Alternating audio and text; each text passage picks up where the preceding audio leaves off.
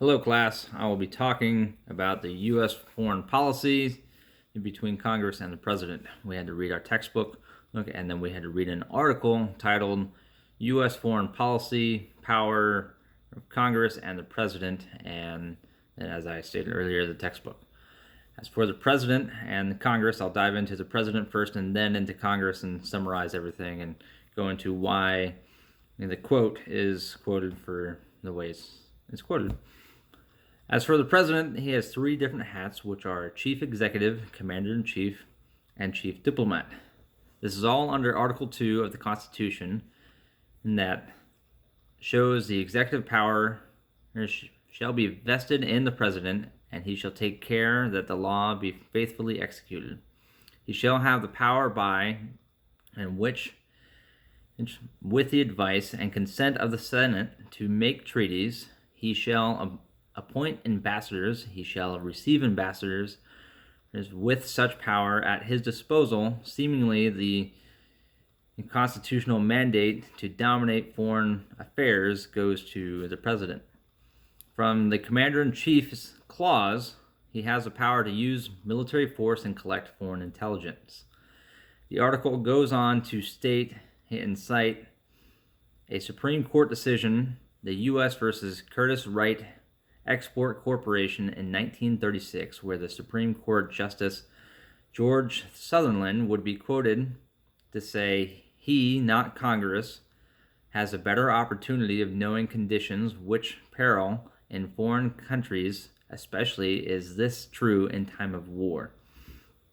Under Article 1 for Congress must provide a national defense.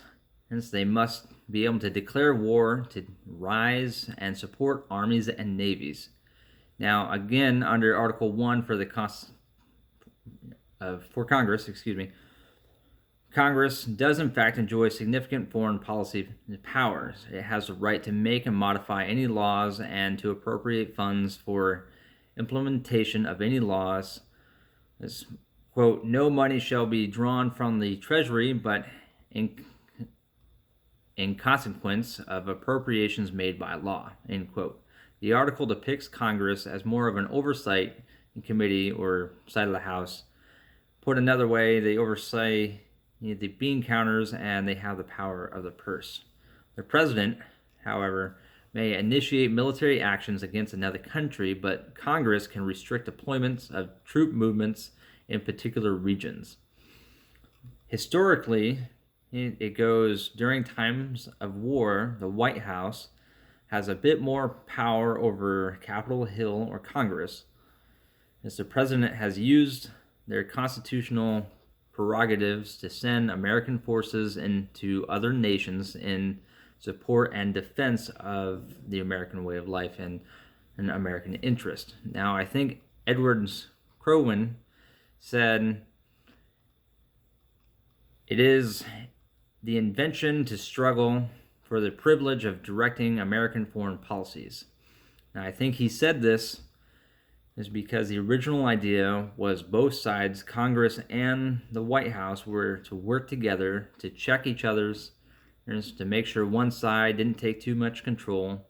Well, however, that hasn't always been the case, which is why I think the invention of the struggle for the privilege of directing American foreign policies is the way it is. It was intended to be like that to make sure we can get the job done without going too far one way or the other.